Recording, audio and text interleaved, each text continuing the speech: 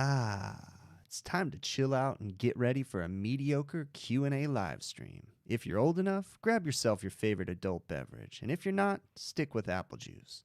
Put your feet up and relax. If you have any questions, feel free to ask them in the chat. And now let's cue up the intro music.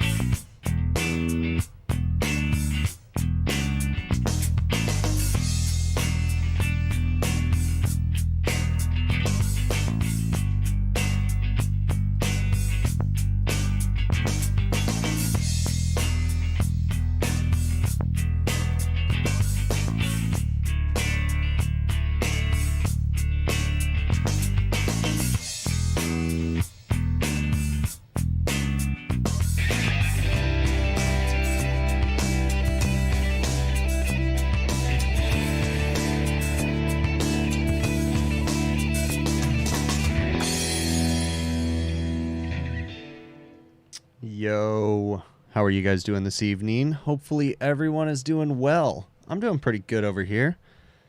I had a nice little, well, it wasn't all planned. I had a little break between live streams and videos for the last week and a half or so. So, flashback to I don't know, a week ago, Thursday, I was going away for the weekend. We just went kind of camping, whatever you want to call it. They call it glamping, actually, where you stay in like a cabin, but it's primitive kind of a thing. That's what we did. We took the family out, but we were only gone for 3 days. And then I was home. I was home after the weekend, and then we were just slammed with work, and so I couldn't keep up. And then on the HVAC overtime channel, I couldn't make it because of work. It's just, starting to get a little busy, and that quit. And so we're kind of making up for that. No hard feelings or anything. He just, he'd been planning this for a very long time, so we knew it was coming. But so just trying to get a handle on things and, get back to normal. I've said it a bunch of times. I'll say it again. I am looking for a service technician right now. Potentially willing to train if you're the right candidate. Preferable if you have restaurant refrigeration, air conditioning experience. That'd be great, man. Living local to me. I know that's like looking for a unicorn, but ideally, I'm looking for someone that's living local to me in the Southern California area, preferably the Riverside area. That's where we're located. So, but anyways, life is good. We've been busy at work. We've got a lot of new people in here, so I just kind of want to cover this real quick. You probably know that my name is Chris, okay? I'm assuming you watch my videos. The 98 DeVille, dude, thank you so much for that super chat, man. You know what? Let me address that real quick. I really, really appreciate the support, bud. And all the people that are channel members, you guys are awesome. Thank you so much for the support. So it's so humbling to see you guys even watch the videos, let alone, donate or support the channel. There's a couple different ways you can do it if you're interested. The easiest way is simply just watch the videos. That's the easiest way to support the channels. Just watch the videos from the beginning to the end. You will do me the biggest favor in the world. If you're ever so inclined, you can go to my website, hvacrvideos.com. We got hats available, shirts available, sweaters, beanies, We have women's t-shirts with a V-neck cut. They're women's fit. So we have all kinds of stuff available on there. You can also support the channel via Patreon, YouTube channel memberships, PayPal, all that good stuff. Okay, so we got that part done. Thanks again so much for the support, everyone. I really appreciate it. Okay, so back to what I was talking about. So my name is Chris. Okay, obviously, majority of you guys know who I am. I'm an HVACR service technician here in Southern California. I started doing the YouTube videos for my own employees, which morphed into me making the channel public, which turned into the machine that we are experiencing now. Okay, it's been, I don't know, about 3 years. And it's crazy. It's so humbling to see the support and everything. It's awesome. But look, I got to make this clear. I am absolutely not a perfect service technician. I am just a normal technician like anybody else, okay? I try to do my best. I try to learn from my mistakes, and I try to show my mistakes as much as possible in my videos to try to show people that I'm a real person, okay? I got kind of this imposter syndrome feeling in the very beginning of my YouTube channel because I didn't show very many mistakes, and I was getting praise, and I didn't feel comfortable with that. So I make a serious effort to incorporate my mistakes in my videos as much as possible now to show people, okay, that it happens. Life happens, okay? The best we can do is learn from those mistakes. And I have sure made a lot of mistakes. So if you guys stick around, you'll see, you know, I try to point things out and give tips and pointers. So if you guys have any questions, feel free to put them in the chat box, put them in caps lock. That helps me to see the questions. If I don't see your question or I don't get to it, you guys can feel free to send me an email to hvacrvideos@gmail.com, and I'll try to get to them there too, okay? I really, really appreciate it. So let's see what we got going on here. Let me see. Looking everything in here. Okay, cool. So do I know what are the drips of black water oil coming from the mini split, the place that the air comes out? Hugo, the mini split needs to be cleaned, bud. Mini splits are notorious for getting nasty inside. Usually the blower wheel needs to be pulled out. The entire mini split cassette or head unit needs to be sanitized and cleaned using appropriate cleaners that don't damage anything. It's a pretty lengthy process. They also make a bib kit that you can attach to the mini split once you pull the front like face off and you know, get all the sensitive components out. You can attach this bib kit and then you can actually wash it, and it drains everything down into a bucket. But mini splits notoriously need to be cleaned, okay? They get so dirty inside. It's a trip. And it's interesting because even though people clean the filters on them, you know, they have a filter, that blower wheel does more filtering than the actual filter on the front of the unit. It's really interesting. All right, so yeah, put the questions in caps lock. It'll definitely help out, okay, for that way, so that way I can see them a little bit more. All right, so I want to address something. I had 3 videos since my last live stream. I'm really starting to like the beverage company. That was the glycol unit with the bad motor, and the beverage company that keeps telling the customer to shut off the pumps and leave the compressor running. They're so lucky they don't destroy that unit. And I see a lot of people in the comments saying that they think the beverage company is doing that purposely to try to get a sale on a new unit. It's always possible, you know. I guess it is. Maybe that's why the customer keeps calling me. And I mean, the whole glycol unit or power pack unit, whatever, it's a weird thing because the beverage company are not refrigeration techs for the most part, okay? At least the ones that are in my area. So whenever there's a problem and it's not a pump or a simple electrical issue or, you know, a nitrogen or a propellant gas issue, then they tell them to call me. It's really weird. You know, it's just a real gray area. Kind of like the same thing with the smoke detectors too. But anyways, you know, I do my best to give the customer all the information to try to eliminate the service calls in the future. I try to, you know, educate the customer. And what I feel, you know, and I've talked about this before, I'm not in this to make a quick buck. Of course, I am in business to make money, okay? I have to make money to stay afloat and be able to be in business, right? We have to make a profit. There's absolutely nothing wrong with making an honest profit, okay? But to me, trying to rip the customer off is absolutely unacceptable, and it's not going to get me very far because, yes, I can make a quick buck off of any one of my customers at any moment, but if I continue to do that, then, you know, in a shady way or something, then they're not going to call me anymore. And I want to continue to work for the customer for another 20 years. Okay. So we try to be as honest and trustworthy and just, you know, good people to our customers. We try to treat them like they're our own, so that way they can, or so that way they hopefully continue to call me back to repair their equipment. Okay. So I try to educate my customers as much as possible on how to prevent service calls, how to troubleshoot as much as possible on their own, to a certain extent though, okay? Because there's nothing worse than getting a call. Like, this is my pet peeve. I get a call on a Friday night and it's the customer saying, hey, my walk-in freezer's not working. Is there anything I can check? And it's 4 o'clock in the afternoon. And, you know, and if I say, yeah, go check the breakers, an hour later, they're going to call me and say, no, that didn't fix it. I need you to come out here. So that one drives me nuts. When a customer calls me late in the evening and they ask me for troubleshooting help, I usually just say, there's nothing you can check, bro. Like, just go ahead and let me come out and get this taken care of, because I just want to get the call done, get it over with, and get back home. Okay. As an HVAC service technician, it can be stressful, especially working with restaurants. And we have to remember that. We have to remember that, as frustrating as it is, and they will continue to come in, and I've said this before, the customers, it's inevitable that they're going to call you on a Friday night and say that their walk-in cooler has been down since the early morning, but they thought it was in defrost, but they decided that they needed to call you, and it's an emergency now at 5 o'clock at night on a Friday. Okay, that happens, and it's frustrating. But what I've noticed is, no matter what I do, no matter how much I educate the customer, those calls keep coming. So I have a decision to make. I either accept those service calls or don't accept them. There's no point in getting, you know, completely riled up and so pissed off because the customer waited till the last minute. Yes, they're dummies. Yes, they made a mistake. Yes, you know, there's a million excuses as to there's a shift change and all that, you know, all la la la la la. There's always a reason why they waited that long.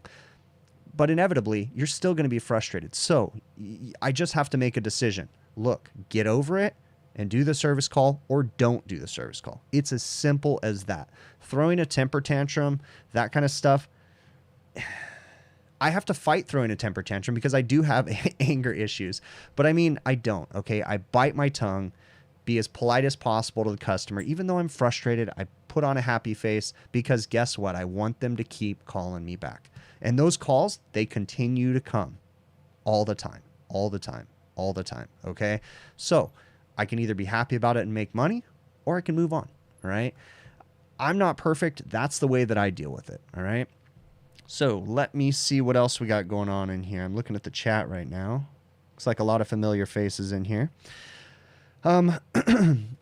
So I covered this one right here. I'm going to go ahead and mark my list off right there. And I already covered that one. I've got a list of things that I usually like to talk about. So I want to talk about my recent video where I must have gotten 10 comments about using the wrong type of wrench when I was tightening the flare nuts. Don't use channel locks, everybody says. Don't use channel locks on a brass flare nut. These are not channel locks. These are Knipex pliers wrenches. They are flat jawed, like an adjustable wrench, like a adjustable crescent wrench. This is actually a crescent wrench. So these right here are a new tool that I've been getting used to and using. They are adjustable, flat jawed wrenches, and they are meant for the same thing that you would use an adjustable wrench for, okay? They are not, you know, these style pump pliers, right? These right here you would not want to use on a brass flare nut. By the way, these are my most used Knipex tools, and it is pronounced Knipex, by the way, guys. These ones right here are the 8701 180 pump pliers. These things are awesome. They're super small. I find myself using these for so much stuff. These are tiny little guys compared to an 8-inch crescent wrench. These things are awesome. Love using these things, but I use these for, you know, electrical stuff and everything. But I keep 2 of these 6-inch Knipex pliers wrenches, is what they're called, in my tool bag at all times. And I've actually taken my adjustable crescent wrenches out of my bag.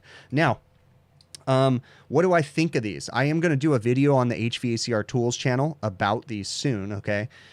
These definitely take some getting used to. They are a struggle at first getting used to them. I am really starting to like them, but there is some limitations to them sometimes. I'm finding there's sometimes that an adjustable legit crescent wrench like this one is better. There's times. And so I'm not going to say that these Knipex pliers wrenches replace everything, but they are useful and beneficial. I also have some larger Knipex pliers. I keep another set of larger ones in there, but they are not channel locks. Okay. I saw so many comments about people saying they were channel locks. Don't use channel locks. Okay. Let me see. Let me see what we got going on inside here. Okay, I'm reading through the chat right now. In the video with the Linux and T-stat in the duct, why didn't I use the Prodigy board as the thermostat? Okay, I'm Cyborg Sheep. I'm trying to think right now. When did I have a Linux? Oh, I think I can remember which one you're talking about. The reason why I didn't do it was because it was just easier to use a normal thermostat temporarily than using the Prodigy board. It was as simple as that. Sometimes programming the old school the white Prodigy controller can be a little bit of a chore, and it was going to be faster and easier for me to just throw a thermostat and a zone sensor inside that unit. So that's the reason why I did that. Let's see what else we got on here. Let's see. I'm reading through the chat. Answered that one. All right. Can I put a link for those tools? Chad, can you do me a big favor and send me an email to hvacrvideos@gmail.com? I don't want to waste everybody's time on the live stream right now, but I'll definitely put a link because I did get these from Amazon, and I can shoot you over an affiliate link that doesn't cost you anything, and it'll help to support the channel. That's another way too, guys, to support the channel. If you guys want to help, I said the easiest way is just simply watch the videos from beginning to end. Another way is if you're going to purchase any tools and go to truetechtools.com, you can use my offer code Big Picture to save, get a discount on your order, and I get a small commission from that. And then also in the show notes of my videos, if it's something that TrueTech Tools doesn't have, I have Amazon affiliate links. That's another way. You can click on those, doesn't cost you anything else, and helps me out. All right. Let's see. Come the time I get a service call on a walk-in cooler freezer. I don't know what you're asking there, bud. All right. So Arctic Mike says, people who complain about calls at 5 p.m. made a decision to be in the business. If you don't want those calls, choose a different trade. Great point. Okay. It still does get frustrating. And I'm sure Arctic Mike accepts the truth that it can be frustrating, but that is this trade. If you're working in restaurant stuff, you're going to get the silly restaurant calls. You're going to get this is down. Like for instance, I get silly calls all the time. I got a call over the weekend because I had an AC not working, and there's going to be a video from that one too, and it kicked my butt. I got my butt kicked by a 5-ton carrier package unit. Literally got my ass handed to me. Learned a lesson on that one. There'll be a video and a repair and stuff because I just picked up the parts to do the repair today, but that was an interesting one too. But yeah, the calls just keep coming. So there was a Facebook discussion going on, not in any of my Facebook accounts or anything like that, but it was just in a group, and I had made a comment, and there was just a bunch of back and forths going on, and I'm just gonna to weigh in with my opinion on this one. Okay, so the question that was placed on the Facebook group, I think it was like HVAC Hub or something, someone was saying, hey, if you're using the 407 series refrigerants, do you have to change the oil?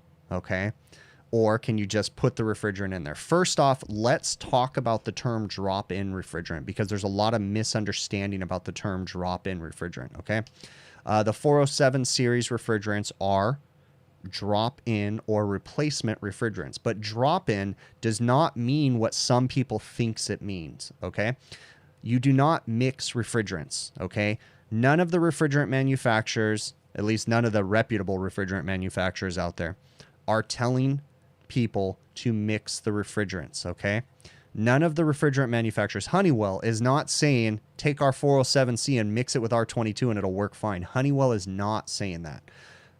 Majority of the other major manufacturers are not saying that. There is information out there where, and in some of this discussion about the 407 refrigerant in that group conversation, some people were saying, yeah, I've mixed it. It works fine.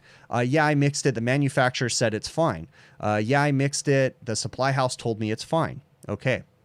it's not fine. You do not mix refrigerants. The term drop-in refrigerant means that you remove one refrigerant and you simply put the other refrigerant in there. But it doesn't mean that you mix the refrigerants, okay?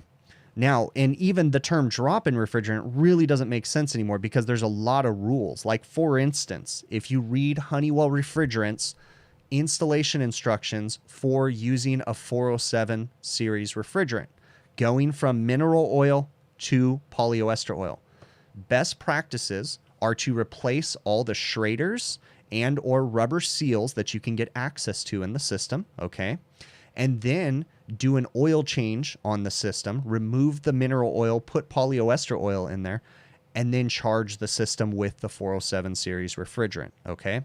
While I'm covering this right now too, I'm just going to go ahead and send it, give my buddy Ralph's email. My buddy Ralph works for Honeywell Refrigerants, and he's always willing to answer your guys' refrigerant-related questions. I'm putting his email in the chat right now. Feel free to send Ralph an email. He'll send you all kinds of great information. I actually was driving today, getting ready for the live stream. I just called Ralph on his cell phone and said, "Hey, bud, I want to talk about this." And he's a really cool dude. So he's always willing to help out. Make sure you guys send Ralph an email, okay? So, let me see what else we got in here. Okay. Do me a favor. I see someone commenting about restaurant names. Let's take the restaurant name out if you don't mind. I prefer not. Rather incorrect or correct names. I don't like to have restaurant names in the chat and or in comments or anything like that, okay? So just rephrase your question. Take the restaurant name out if you don't mind, okay? But when it comes to the refrigerants, you always want to follow the refrigerant manufacturer's installation instructions, and you want to pay attention to what the compressor manufacturers are saying, okay? The supply houses, I'm sorry, but unfortunately, there's too much bad information coming from the supply houses. So I'm going to push people away from trusting what the supply houses say unless you get documented proof of what they're telling you to do. If you want installation instructions for 407 series refrigerants, I don't care, insert whatever name, Blue On, whatever type of refrigerant. If you want to know how to use that refrigerant, ask the refrigerant manufacturer. Don't ask the supply house, because the supply house, not all of them, but some of them are going to say, well, yeah, you can just mix it, or I heard it does fine if you mix it, or, you know, all this different stuff. And there's too much incorrect information. So it's always best to lean on the manufacturer and the compressor manufacturer to make sure it's okay. And the reason why I say compressor manufacturer is because I made a huge mistake in the beginning by trusting a supply house when they told me to use a certain refrigerant. It was R427A, I think is what it was. And I was told that it works fine. And I did not do my research, okay? So I took the refrigerant, I pulled out the existing R22. We had a refrigerant leak, and I went ahead and filled the system up with 427A. I checked the superheat, the subcooling. It was a fixed orifice metering device system, so we used target superheat to charge it. This was a Train Voyager. It was a 15-ton, I think, or maybe a 20-ton. It was a big boy. And we had a compressor failure within 2 days. And I was like, wow, okay, well, maybe the compressor was damaged. So we replaced the compressor, put a new one in there. And then the new compressor, brand new compressor, failed like 3 days later. And I was like, what happened here? You know, this is a big problem. And what it wasn't the refrigerant manufacturer's problem. It was me not following the manufacturer's instructions. Now, the refrigerant manufacturer said it was fine to use. But if you got a hold of Train, the manufacturer of the package unit, they actually said, do not use these drop-in refrigerants in our unit because they have lubrication issues. And I basically ruined the compressor because I used the wrong refrigerant. Long story short, don't put the wrong refrigerant in a 3D scroll, especially when it has mineral oil in it. It's just not going to work, okay? So, trust from experience. You want to read as much as possible and be as educated as possible. Don't just trust some guy on Facebook. Don't just trust me on YouTube. Call the manufacturers. Do your due diligence. Research. Talk to the compressor manufacturer. Talk to the package unit manufacturer. Talk to the refrigerant manufacturer. And you can talk to other techs and just kind of look at everything, okay? So be very cautious about using replacement refrigerants if you don't understand how they work, okay? Let me see what else we got going on in the chat that I'm missing here. Right. How long is too long to spend at a service call? Quinn, that's really not a question for me. That would be a question for your service manager or your supervisor or whoever, okay? Now, at my company, I encourage my techs and oftentimes have to tell my techs to spend more time because sometimes in the past I've found people not being thorough enough, or I feel that like a service call went too quick, and I'll ask them some questions and kind of get a feeling that maybe they weren't super thorough. So I'll ask them to go put some more eyes back on it and spend some more time. Okay. I'm not saying that I always encourage my techs to take as long as possible. Of course I have deadlines. Of course I've got multiple service calls, okay? But I encourage my guys to spend as much time as necessary, okay? There is times in the summertime when we're basically putting out fires. It's so busy, we're just going from call to call, just getting it operational so we can go back and finish later. That does happen, okay? But the true question is what does your office think? How long should this call take you? Now, I have opinions on companies that have to get done, you know, a service technician getting 12 calls done in a day, you know, like that's a bit much. Are they done, or do we have follow-ups to do? Are we being thorough? Okay. And I'm not judging companies for doing that. Of course I have opinions, but I don't know all the details. Okay. So it's really a question for your office, your supervisor. Ask them how long they want you to be spending on the call. Okay. Let me look at, my list of things. Mark this one off because I talked about that. Let me see what else we got going on in here. Let's see. Can a locked up fan motor trip a breaker? Yes, it can. Let's see what else we got going on here. What do you do when you don't know what to do? Intermittent issues. That's a great question, Quinn. So when it comes to these intermittent issues, yes, they can be frustrating, okay? That's where you really have to understand the sequence of operation and how the equipment was designed and how it should work. All the information at your fingertips, you know, write it down on a piece of paper. I love having notepads. That's the best thing when you're struggling on a call. Like for instance, before I call technical support, and yes, guys, I do myself call technical support on a regular basis. I don't know everything, okay? I don't have room in my brain. I have a hard enough time remembering half the crap I know, okay? I don't necessarily need every single piece of information in my head. So what I will do is I'll take this notepad and I will write down everything that I think is relevant. Even if the service technician on the other end of the tech support call isn't going to ask me those questions, I still write down everything, because a couple things happen in the process of writing down all the information. What the operating pressures are, the temperatures. Let's say I'm working on an air conditioner, the outdoor temperature, you know, the voltages, all this different stuff, okay? In writing all that down, it causes you to inspect the equipment more thoroughly, right? And write everything down. But then sometimes just looking at the paper, you might be able to solve the problem. If not, when you call the technical support guy and he says, okay, what's this? You just, you know, usually what I do when I call tech support is I'll call them and say, hey, bud, you know, so-and-so, this is Chris with whatever, and I'm working on this machine. Here's the model and serial number. You know, once they're ready for me, then I say, here's what it's doing. It's doing this and this. Here's the pressures. I'll give them all the information before they even ask it, you know. That way they know in the beginning that I'm not here just to expect them to do my job for me, right? I've laid it out. They tend to be more helpful when you let them know that you're not just some guy expecting them to solve your problems. You are giving them all the information that you could possibly have. In my opinion, that makes them feel more comfortable and makes them work with you a little bit better, okay? There's nothing worse than having a tech support person on the other end of the phone that's pissed off at you because, like me, long ago, I've told this story many times, I had a technical support person ask me what the superheat on the ice machine expansion valve, it was a Hoshizaki flaker, and he was asking me what the superheat was, and I had asked him, what is superheat? I don't know how to measure that, and he hung up on me, okay?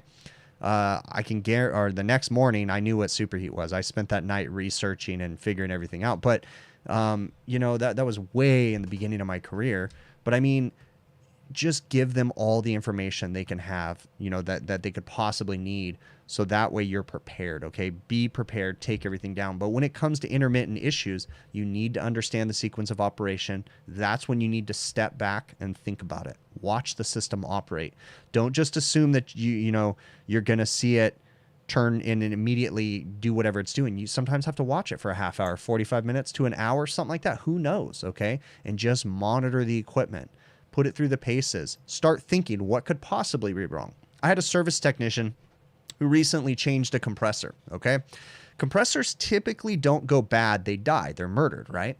That's the term that people say all the time. Usually something happens in the system that causes a compressor to go bad. So a couple weeks ago, it was actually when I was away for the weekend with my family, had a service technician go out and change a compressor on a walk-in freezer. He got it operational that night, but we never found out that night why it failed, but he got the system down to temp, and then he came back out the following Monday, and he called me, and he goes, hey, what are some things that I can check? I'm trying to figure out why this compressor failed. And he came to me with, he said, I already checked the evaporator superheat. Everything's operating properly. The condenser's clean. And I said, what do you mean it's clean? Was it dirty? And he said, yes, the condenser was dirty, but he cleaned it the night of the job. And that struck something in my head. I said, okay, I have an idea. I said, have you tested the high pressure control? He goes, what do you mean? And I said, have you tested to see what the cutout pressure and if the high pressure control is working? Because he had a dirty condenser. And what happens if the high pressure control wasn't working? And what happens if that's what killed the compressor? Okay, so he tested it and the high pressure control was working. But that was one thing. We were talking together, we were brainstorming, and we were trying to come up with a reason as to why the compressor could have failed. Now, we never found the reason, but we did everything we could, okay? And we tried to think of any possible scenarios. Is the high pressure control failing? Is the low pressure control failing? It's all the things you need to think about. So sometimes you got to step back and just give it some thought. You can be stressed on a job. You can be working your butt off and things are going crazy. Sometimes you just got to stop and take a breather. Go sit down, grab a cold water, go chill out for a few minutes, have a sandwich, and come back with a fresh set of eyes, look at it again, okay? So how do you solve intermittent problems? You just give them time and you watch the system operate, okay? That's the way that I do it. Let me see what else we got. What we got going on in here. If you guys haven't already, please smash the thumbs up button. We've got 274 people watching right now. We have 96 thumbs up or likes. Can you guys get that number up a little bit? I tell you what, if you guys get that number above 200 as far as the likes, I'll go ahead and do a giveaway. We'll give away a hat on the show tonight. So get the likes up above 200. And we'll do a giveaway on the show tonight. So once I see that above 200, I'll pick a random person in the chat. All right. Let's see. AZ Fridge Tech. You spent 20 years in the field, and Monday you start as a service manager. Any advice? Yeah. Okay.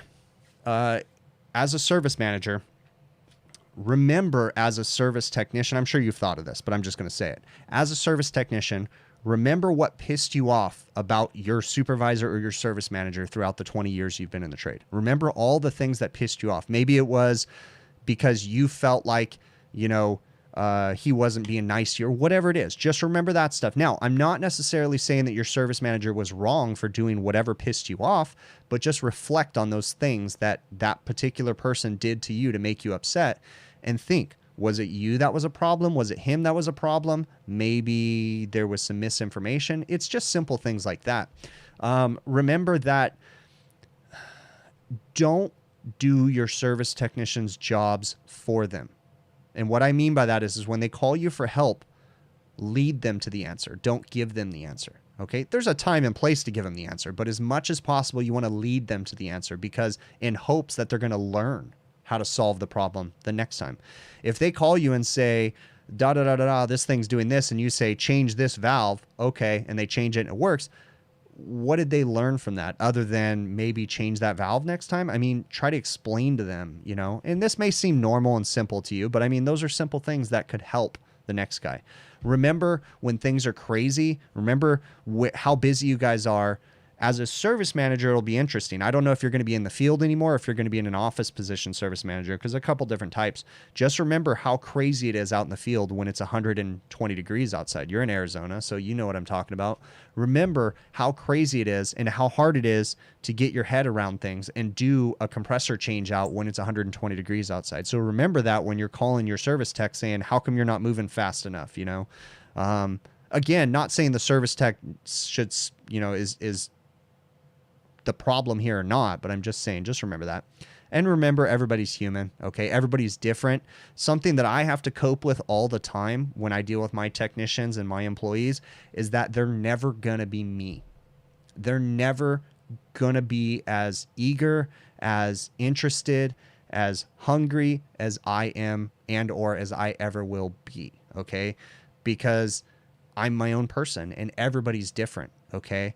And there's times that maybe I might think that my guy's not, you know, meeting up to my expectations, but maybe my expectations are too high.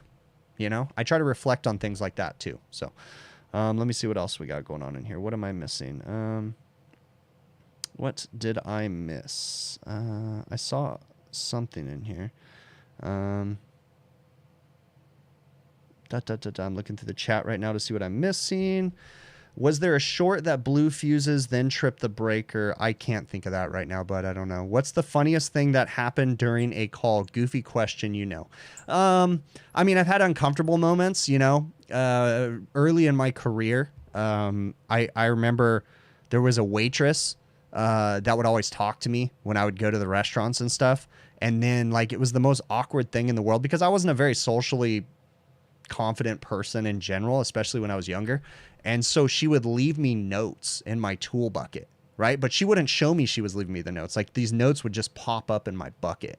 And then I'd read them, and then I felt all uncomfortable. Like, it was just the awkward, like, she wanted to date or something like that. And I think one time the manager finally came up to me and was like, hey, so-and-so wants your number. And I'm like, yeah, no, I'm married. You know, like, that was kind of awkward. But that was, like, way in the beginning of my career. Other funny things that happen, I can think of an instance where I was working on a refrigerator that they stored shrimp in, right? And I had a very eager, interested manager. And if you guys have ever worked on the Hvacr refrigerators, it was a pan chiller, okay? So it was a Hvacr cold rail. It had a drain in the top. And if you guys ever worked on the Hvacr refrigerators, you know exactly what I'm talking about. Those drains would plug up all the time because the kitchen staff would never put the drain screens back in there, and crap would get stuck in there. So I was blowing out a drain on a Hvacr region, and the manager was all eager and interested in what I was doing. And I blew out the drain, and the drain cleared, and it blew shrimp guts and crap all over myself and the manager. I was covered in shrimp crap from head to toe. The manager was too. And I remember being, oh my gosh, I was so embarrassed, and I felt so bad because the manager literally left the restaurant. He's like, I gotta go. And he left. He probably wasn't supposed to do that. He left the restaurant and went to Mervin's at the time, right? Mervin's hasn't been around for like probably 20 years, but went to Mervin's and bought new clothes because he had to finish his shift. That was pretty funny, you know, and I had to sit in my nastiness for the rest of the day covered in shrimp juice. That was nasty. All right, let's see what else. Oh, Jason Johnson. Okay. I'm not going to read that comment, but Jason Johnson said that. So I was working at I'm just going to say this, whatever. I was working at a hospital, right? I used to do a bunch of hospital work, and I got a service call that the lactation room refrigerator was down. So, you know, up on the nursery wing or whatever, where they have, you know, babies and whatever you want to call that area, they have a room for the moms that are nursing their kids or whatever. They can, you know, pump their milk and stuff like that, right? And so I had to go up and fix the refrigerator in the lactation clinic. That was a pretty funny one because, you know, it's always very uncomfortable, and you have to be very quiet in some of these rooms because it's the nursery, right? So you quietly knock on the door. Hello, is anybody in there? You know, nobody answers. Knock a little louder. Hello, is anybody in there? And then finally, someone says, I'm in here. And I was like, oh, because I had opened the door, and I was like, oh, I'm sorry. You know, I shut the door.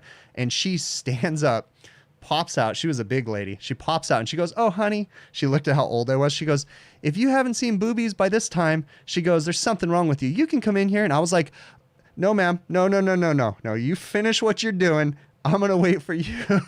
That was a very uncomfortable moment. I was like, yeah, okay, I'm just going to let you do your thing. And in fact, because I was working for the hospital, I went down and told engineering. I was like, hey, I just want to let you know this is what happened. She told me to come in. I said, no, I'm not going to. And they all got a good laugh out of it too.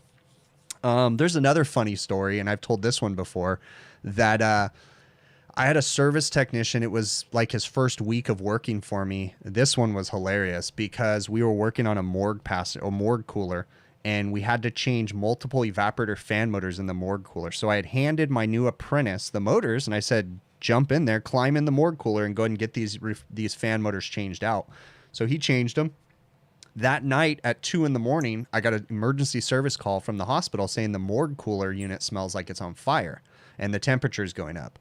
So I drive out there in the middle of the night and realize that I had handed my new apprentice the wrong voltage motors. I handed him multiple 115 volt motors, and they were all 208, or they were supposed to be 208 volt motors. I worked for that hospital for another 6 years, and that morgue cooler still smelt like burnt electrical 6 years later. That was a very interesting one, and they all got a good laugh at the hospital. Of course, I didn't charge them for that. I went out in the middle of the night, corrected it, did all that stuff, but that one was a pretty funny one too. Let's see what else we got going on in here. Have I ever seen a new fan motor already go bad? I've had new fan motors out of the box for sure. Yeah. I see Ralph is in here right now, guys. So if we kind of talked about the refrigerant stuff a little bit ago, I don't know if you were in here or not yet, Ralph, but I'm going to put Ralph's email in here again. If anybody has questions about R22 replacements, any of the refrigerant replacements, the best refrigerant to use in what situations, 404 replacements, give Ralph an email. His email's in there right now. He works for Honeywell Refrigerants, and he can lead you in the right direction. Again, I've leaned on Ralph a few times, asked him refrigerant-related questions, and he's always been helpful and able to answer. And I know that he has answered some of your guys' emails before in the past, too. So send Ralph an email if you have any questions, okay?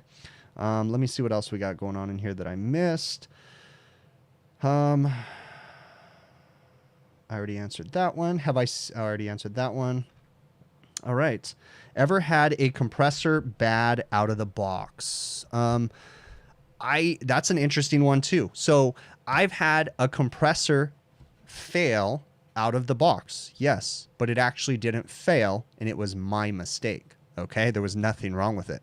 So in the past, we used to use rules of thumb, and a very common thing was that we would check compressor valves by pumping down the suction service valve, or closing, front seating the suction service valve, and watching the compressor pull into a vacuum.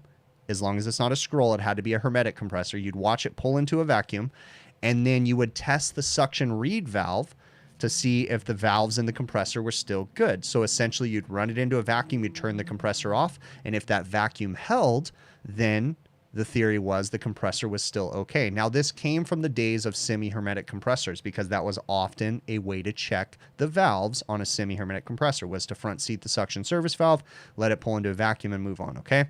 So flash forward to, I don't know, maybe 2004, something like that, and I was installing a compressor at a nursing home on a walk-in cooler, okay? The customer was complaining about the compressor. Or I think the original compressor was bad. It was, for sure. And then the second compressor, I installed it.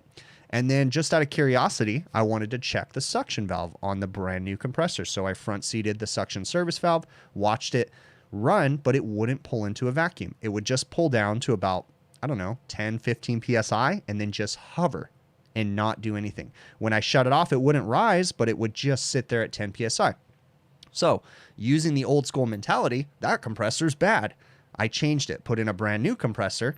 The brand new compressor did the same thing. And then I'm like, wait a minute. So then I started calling around, and that's when I learned that you can't do that pump down test on compressors anymore, because a lot of the compressors are not meant to pull into a vacuum anymore. So I thought the compressor was bad out of the box, but it wasn't. That was my mistake, okay?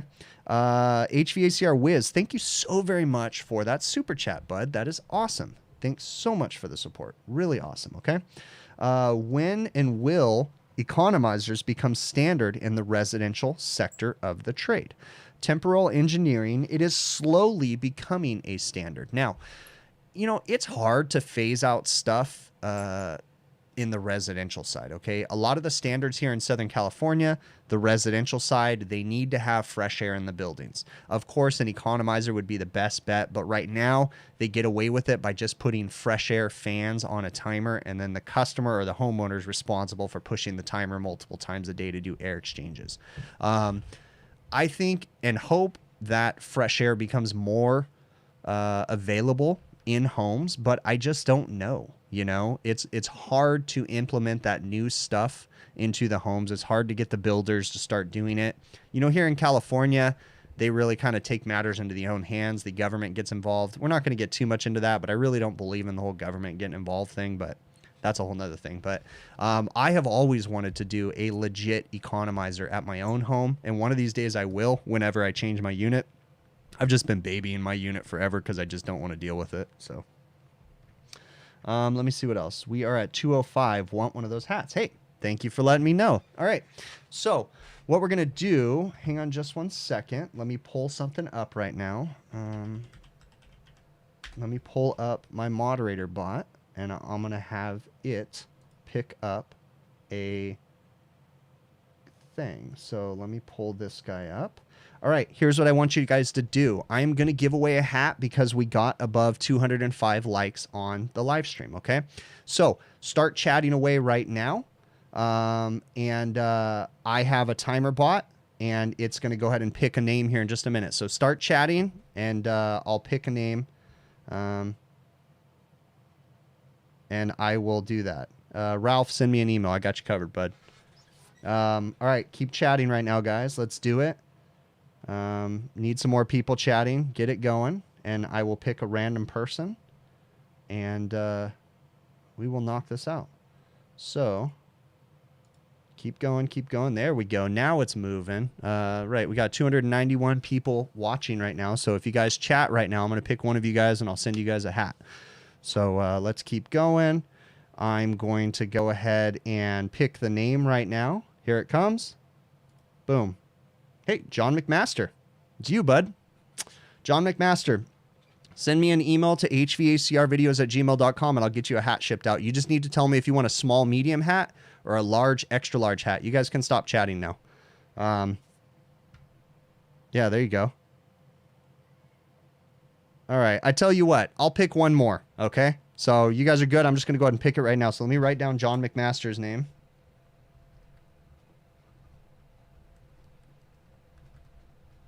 Next person, I'm going to pick your name right now.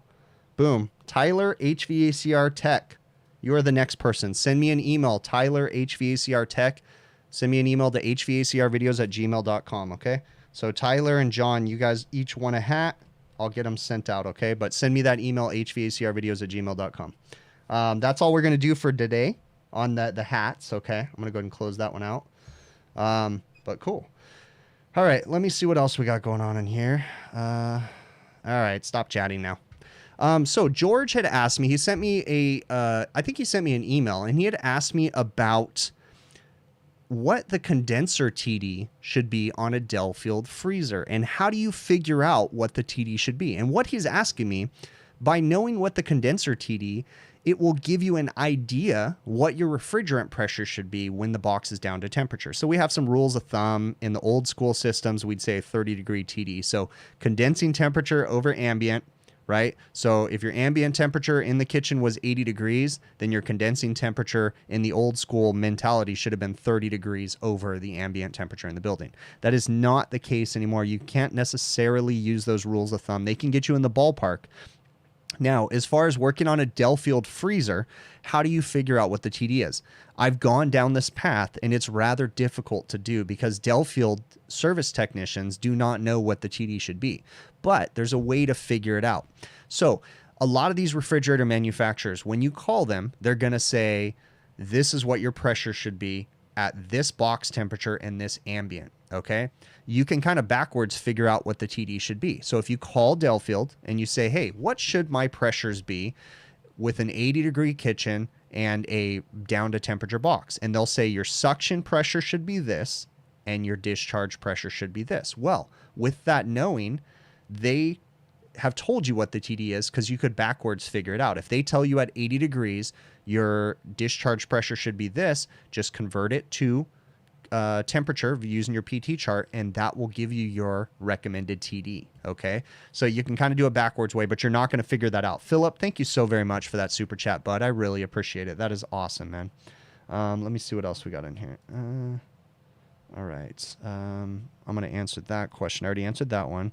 So yeah, a lot of these manufacturers, they don't know what the certain TDs should be and different things like that because the engineers have all figured it out and the service techs don't know. They just tell you pressures. So Bob had asked me, and I'm using Bob as his name because a person had emailed me. I'm not going to say his name just to protect him. And, you know, he kind of said he's having a lot of problems at his service company. He feels like he's been there for too long and he hasn't gotten a promotion. They told him he was going to be a service tech. He's been working in the warehouse, you know, and gives me a list of things. Okay. So from the email, Bob, right?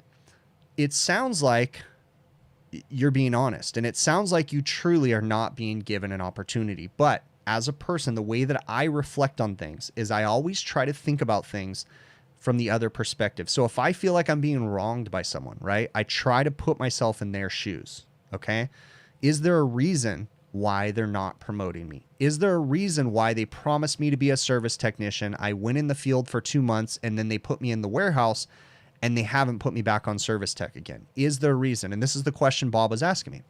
Bob, do you think it's possible that they need you as an employee, but you're not a good service technician? And don't take offense to this, Bob. Maybe I'm completely wrong, but I always say evaluate it from the other end, okay?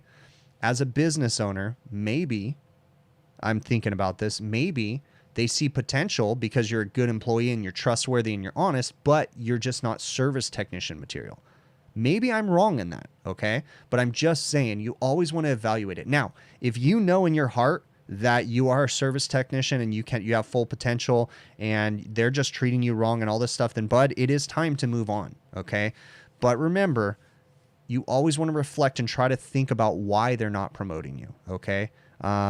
You know, I don't know the answers to that. I can't make the decisions for you, okay? You need to consult with your spouse, your partner. You need to think about your family, and you need to make a better decision. Maybe it's time to move on. Maybe it's not. I don't know, okay? Don't take offense to what I said either, Bob, okay? I'm just trying to give you a different perspective on it. So Greg had asked me a question about what happens, and Greg clearly, by the way that he asked this question, and this is fine, okay? But clearly he's not a service technician, but I'm totally okay with this, okay? I love when service technicians and or non-service technicians ask me questions. So Greg had asked me, sorry, I had a brain fart there. So Greg asked me, what happens if you put the wrong refrigerant in the compressor? Is it going to blow up? What's going to happen? Okay. Greg, compressors are meant to pump at, let me step back and say that. Okay. If you put the wrong refrigerant in a compressor, if it is a flammable refrigerant, there's always the very small potential that there could be some sort of a catastrophic failure. Okay. But it's very slim. Even if you put a flammable refrigerant in there, it's very slim. But no, it's not going to blow up if you put 410A in an R22 system. It's not going to be good for the system because the system was not designed for that refrigerant, okay? It may not be pumped correctly. The compressor may not be the right size. There could be all kinds of things. But no, it is not going to blow up. It's just not going to be efficient. You're more than likely going to end up with a compressor failure is what's going to happen if you put the wrong refrigerant in a system. Now, I have accidentally put the wrong refrigerant in a system before, and it might have run for 5-6 minutes, and I realized what happened. I stopped. I recovered the refrigerant. I did everything I needed to do, put the right refrigerant in there, and it worked fine after that, okay? But the longer you let it run with the wrong refrigerant in there, the more potential you have to have permanent damage, okay? So hopefully that answers your question. RB, I don't know what your name was, but it just said RB on your question. So RB asked a question about family time and business. And he said he wants to maybe go into business for himself someday in the future, but he wants to know how being in business for yourself works with having a family. And that is a great question. When people ask me if they should get into HVACR and refrigeration work, the first thing I ask them typically is, do you have a family? Okay. And I'm not saying that you can't have a family and be in this trade, but I'm saying this is a challenging trade, and there's lots of different areas of this trade: supermarket refrigeration, restaurant refrigeration, commercial AC, all these different areas, right? And you need to evaluate everything, and your family needs to be thought about when you're thinking about getting into certain aspects, okay? And I'm not saying that like supermarket, it would be the one. Supermarket guys work crazy overtime. They're gone all the time, middle of the night crap. It's hard to make it to family events, that kind of things. I'm not saying you can't have a family. I'm just saying you have to think about that up front. So how hard is it to pay attention to your family and run a business at the same time? It's very difficult. It is a big balancing act. You have to try to make time. I certainly am not anybody that should be giving advice on how to do this, because I know for a fact that I am not the best at this. I am so thankful and so lucky that my wife is an understanding person. She started dating me in high school, And she's only ever known this business. So she's used to it. Someone who you just started dating today, may not understand that you're not going to be home at these times and different things like that. But the biggest thing when it comes to having a family, being in business and whatever is communication. That is the biggest thing. Communicate with your spouse, your partner, whoever. Let them know. Explain to them how busy you are and what happens if you don't get to this customer on time and that kind of stuff, okay? On-call schedules and everything. Be transparent and open. One thing I do try to do with my wife, especially on busy days, is I try to call my wife during the day and just have a 10-minute conversation in between calls, explain everything to her, tell her things are busy today, I'm stressed, all this stuff. I used to bottle stuff up. I have a whole series on my channel called How We Live the HVACR Life. It's a playlist where I have my wife on and her and I talk about this stuff. I used to bottle stuff up. I used to feel like she would be bored if I explained anything about work to her. So I didn't talk to her about work whatsoever, and it just caused a lot of problems within myself. So communication is the best piece of advice I can give to anybody, okay? This is a business that you can have a family in, yes, but it is going to be a balancing act for sure. All right, I'm going to get to the chat and see what I got going on in here. When should compressor oil be changed on R22 and 410A systems? Chad. What do you mean when? I mean, if the oil is compromised, you should change it. If the oil is contaminated and has acid in it, you should change it. If you are doing a conversion to another refrigerant, you definitely want to change the oil if the manufacturers tell you to do so, okay? So for instance, the best practices working with the 407 series refrigerant, if you're going to use 407C to replace R22, is going to be read the installation instructions from Honeywell, change the rubber O-rings, go ahead and replace the oil in the compressor, which can be difficult, which can be a problem, okay? Changing oil in a compressor that doesn't have an oil port on it, basically you got to unsweat the compressor and pour the oil out. I have a video where I did maybe last year or something like that. I had a contaminated R410A compressor that had sat open for over a year and a half, and it was by the ocean. So we had moisture in the oil and everything, and the compressor was still good. So I went ahead and changed the oil. I unsweat the compressor and poured it out, and I dropped the damn compressor while I was trying to pour the oil out. It's a pain in the butt. Okay.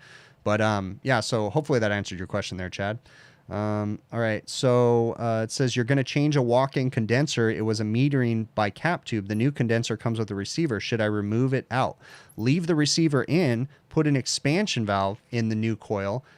Make sure you have the proper nozzle behind the expansion valve and leave the receiver in there. You're going to find your life works a lot better. Capillary tube on a walk-in cooler is going to be a problem because it's going to have a very slow recovery time.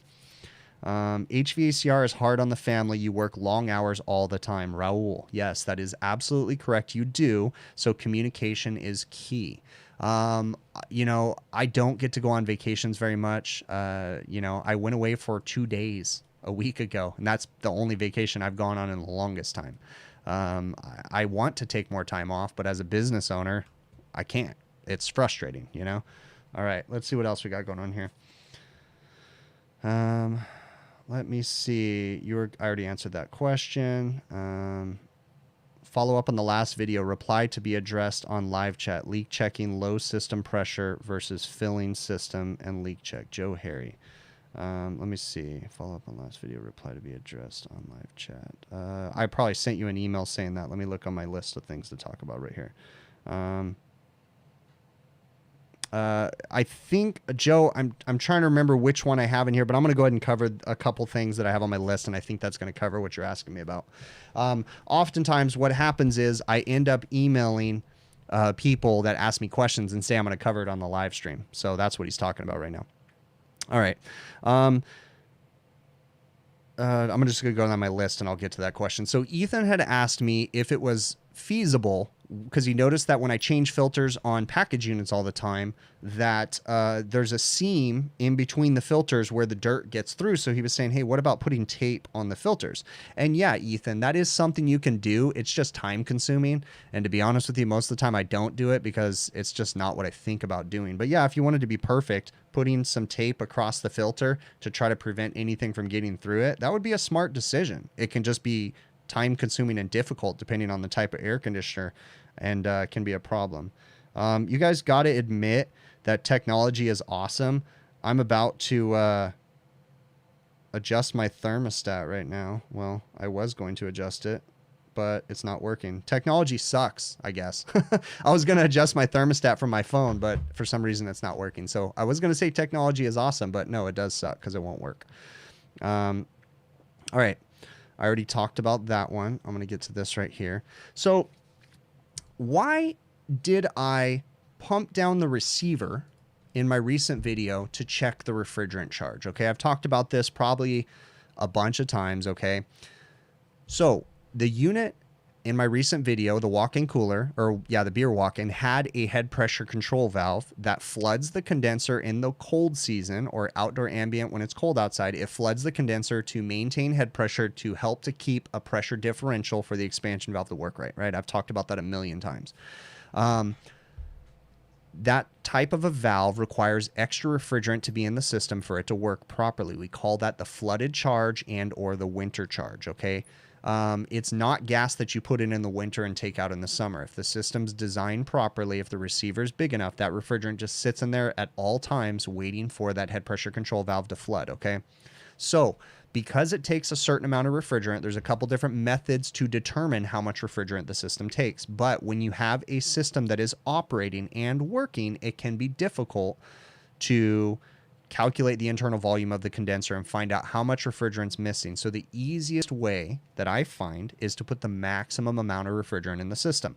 But understand something. When you put the maximum amount of refrigerant in the system, theoretically, you're putting more refrigerant than the system needs. It should still operate properly. You have to understand how it's supposed to work and how to know when it's not operating properly. But that extra refrigerant, the easiest way that I found is to put the maximum amount in there. So what I do is I will pump down the liquid line receiver and check the liquid level. In a pumped down state, you can never have more than 3/4 of a receiver or 80%, close enough, okay? So I just put the maximum amount in there. So that's why I pumped it down and filled up to the 3/4 mark. That is when it's pumped down. That is not when it's running, okay? I'd love that my system, it would be awesome if my systems had refrigerant level indicators on the receiver, but I work on the small stuff, so they typically don't. So when it comes to adding refrigerant to the system, okay, why is it that sometimes, probably majority of the time, I will walk up to a refrigerant, most of the time, not in the case of my recent beer walking, but most of the time I walk up to a system and I will add refrigerant before I even leak search it. Why do I do that? Okay, a couple different reasons. And someone had said in the chat, I don't know if this was what you were talking about or not. Joe, I think, is who was asking me that. But sometimes having more refrigerant in the system makes it easier to find leaks. In the case of my recent video, I couldn't find the leak on the broken capillary tube. For whatever reason, I couldn't see it, okay? But once I started adding refrigerant to the system, all of a sudden my pressure started coming up in the high side, and I started to see a fine mist of refrigerant of a large leak pissing out across the roof. So once I added refrigerant, I was able to get the pressures up. So in theory, I could have added nitrogen to it and built up the system pressures. But I kind of knew that I was going to be fixing the leak, so I just used refrigerant, found it, recovered it, fixed it, okay? So yes, there is times that I'll walk up onto a system because I know that that particular system has to be fixed right now. So I will put gas in it. Here in the United States, I'll cover this right now, we are allowed to add refrigerant to leaking systems. It's okay. We have to start keeping records and have an action plan if we start adding refrigerant to systems that hold more than 50 pounds of refrigerant. But if it's under 50 pounds of refrigerant, you're good to go, adding refrigerant and then finding the leak later, okay? We can legally do that here in the United States at this moment, but things may change in the near future, okay? So why is it that I do not use a recovery dryer on my recovery machine? I get that question a bunch. How come I'm using my expensive recovery machine without a dryer? I will use a recovery dryer when I feel the need or when I know that the refrigerant is contaminated. For the most part, I don't put a filter dryer on my recovery machine for normal recovery jobs because the filter dryer is a massive pressure drop. It is a restriction for sure, and it slows down the recovery process, puts unnecessary wear and tear on my recovery machine, okay? I wouldn't say wear and tear, maybe not that. But so for the most part, as long as I know I have a properly operating system, there's no contaminants in the refrigerant, I should be good to go recovering the refrigerant. Now, my recovery machine does have a filter screen on the inlet. It's just like a little tiny wire mesh screen. But if I know that I'm recovering burnt refrigerant or something, yeah, I'm definitely going to go get a filter dryer and put it on there. It's just going to take some more time. Okay. So let me see what I got going on in the chat. What am I missing here? What was the worst compressor flood back I have come across? You know, those are hard questions, but these extreme questions. I don't know. I mean, I've had compressors fail because of flood back, but not in front of my eyes or anything. So truck and trailers on refrigeration has 2 sight glasses on their receiver tanks. Yeah, I love it when systems like that have multiple sight glasses so you can see the top and the, you know, those are awesome, but I don't run into that very often. So on an under-counter cooler with multiple evaporators and the charge is low, the sight glass is flashing, why are your pressures high? Once you clear up the sight glass, the pressures go back to normal. Yeah, I've noticed that happens too. More than likely, you don't have enough refrigerant in the system. You're not changing the phase of the refrigerant from a vapor to a liquid. Therefore, you're going to see higher pressures. Once you get the refrigerant fully converted into a liquid by having the right amount in there, you will see your pressures drop back down and stabilize out. Have I ever worked on a reach-in cooler that was filled with only pineapples? No, I have not, Weaver. Will pineapple give you the dad body you're looking for? Yeah, sure. All right. Let's see. I already answered that one. You start school in a month. Any tips for school and any tips to be a good service technician? Know when to open your mouth. Know when to keep your mouth shut. Ask a lot of questions in school. The school is not going to do your job for you. You as a student have a responsibility to ask questions. If you do not understand something that the teacher is asking you, keep asking questions. Remember, you are paying the teacher's salary, okay? So don't let them be a punk to you. If, you know, you got to be respectful, but if you're paying for your school, you need to get everything. You need to get your money's worth from that school. So you need to ask questions until you get them answered, okay? Again, being courteous and polite and asking them at the right time, but do not let a school pass you if you do not feel like you need to pass, right? You need to ask all the questions in the world. And then when you become a service technician, the same thing. You need to know when to ask questions and keep asking them until you figure out how to do things. Hopefully that answers your question for you, bud. All right. Let's see. Am I sending merch to the UK yet? No, not yet. It has been a pain in the butt. I will say that I'll have to find the website. Someone ordered merch from me, right? And he lived in the UK and he used some website. I'll look into it. He used some website that basically took care of the shipping for him. And I think it cost him an extra, he said like $15 or something on top of my price. I think my hats are like $30 with shipping. I think what it did was it shipped to a location in the United States, and then that third-party service handled the shipping, and it cost him like an extra 15, maybe $20 to get it to him in the UK. I don't know the name of that service. I'll have to try to find the email, but send me an email if you guys are interested in any other countries, especially the UK, and I'll try to get that information from that website to you guys. My email is hvacrvideos@gmail.com. So in one of my recent videos that I had talked about since the last live stream, I had the smoke detector video where I had to get into a tight space, and I kind of wanted to talk about that a little bit. So in HVAC, sometimes we got to climb in attics and weird crawl spaces, right? You have to know your limitations, but I kind of talked about getting into a tight space and not panicking. What I have experienced in my career is that, you know, I'll climb into a tiny space within reason, right? And I'll get halfway there and I'll start to panic. And then you start to not think correct and you react in ways that you shouldn't. And that's when I rip my pants, cut myself, and do things because I'm panicking and I'm stuck in a weird place and I just freak out. Calm down. Take a breather. This is what works for me. Chill out. Remember, you got into that position. How did you get in? Back out the exact same way. Like, don't get yourself more stuck. Don't, you know, just think and try to stay calm. Even if you are stuck for real, stay calm. And you're going to be a lot better, okay? So don't panic when you're in weird positions. Sometimes you got to climb in weird spaces when you're doing this trade. So why is it that I prefer flare dryers over sweat dryers? Someone asked me that question. He said, because flares always leak. If you tighten a flare properly, it will not leak, okay? But there is times that I will not use a flare nut. I do not like using flare nuts down in the evaporator where you have the really low temperatures. I'm not a fan of that. I like to use flare nuts on dryers at the liquid line simply because I don't want to have to take my torches on the roof every single time if I don't have to. So I will flare the dryer in, but I do not use flare nuts if I can downstairs in the cold space or anything like that. I just use them on the roof. Just my preference. I like to do it. Just I'm lazy. Let's just say that. I want to talk about it because I talked about it in the beginning and I'll talk about it again.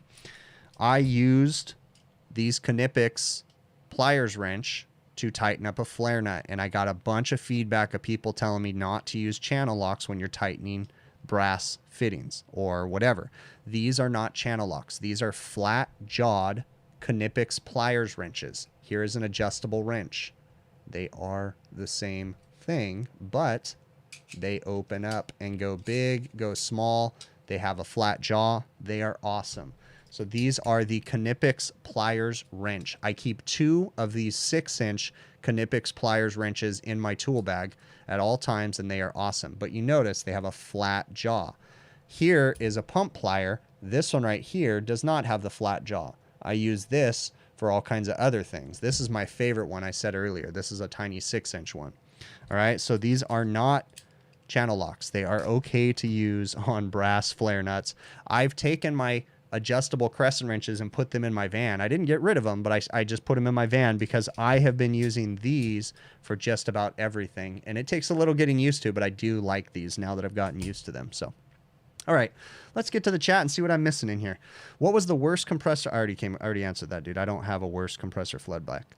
Can I show more industrial work? I don't do industrial work, so I'd love to say it. I do 99% restaurant refrigeration and air conditioning. So what else we got in here? Do I think PM programs today should be more basic for cost effectiveness? Most restaurants are trying to cut costs in any way that they can. It's hard to make money in the restaurant industry these days, especially with California labor prices, okay? So they're doing everything they can, and cutting preventative maintenance programs is one of the things that they are doing. And or they are outsourcing it to national filter changing companies, right? So they have these national filter changing companies that come in and just change filters, clean coils, and do the dirty work. They do not charge nearly as much as I charge, and they do mediocre job doing even what they're supposed to do, okay? It is what it is. It's frustrating. Do I think that we should do more maintenances or less maintenances? I do think that there's a point at which a customer can do too much preventative maintenance. And what I mean by that is if the service technicians are not very careful, having their hands in equipment once a month can actually cause that equipment to have more problems, okay? What I mean by that, if the technician is not careful. Let's say I go up to a carrier package unit every month and take all the panels off, put my gauges on the unit every month, take them off and do everything. At some point in time, every time I put my gauges on and off, I'm going to lose a little bit of refrigerant. That little bit of refrigerant is going to add up in the future and be a low charge situation, of which we're going to spend a bunch of time trying to find a refrigerant leak, but it doesn't exist because it's simply there because a technician was putting his gauges on and off too many times, okay? So that's an instance where too much preventative maintenance by a technician that's not as thorough and or thinking about it as much can cause more problems. The next thing is every time you take the panels off of a carrier unit and you're using your stupid impact gun, you're stripping out the screws. So then you're going to have 52 billion holes on that package unit. So of course I think and believe in proper preventative maintenance, but I also think that there's a little bit too much. You do not need to be putting your gauges on an air conditioner every single month. You can do some other tests to verify if the system is working properly. If you're using the Measure Quick app, you can do non-invasive tests and different things like that. I don't know if that was quite your question, but I think I kind of answered it half-assed there. So, should HVAC techs be required to do refrigeration? You say no. Company says yes. They are two different fields. John D. I mean, it really depends on the thing. Here in California, it is very, very common for, let's say I work in the restaurant field, right? And I do air conditioning, refrigeration, ice machines, and exhaust fans. That's my bread and butter. Those are the things that I work on. If you go to other states, there is companies that only do air conditioning, and then there's companies that do refrigeration. So in my area, that's not very common. You either have an air conditioning company that solely does air conditioning, or you have a company that does air conditioning and refrigeration.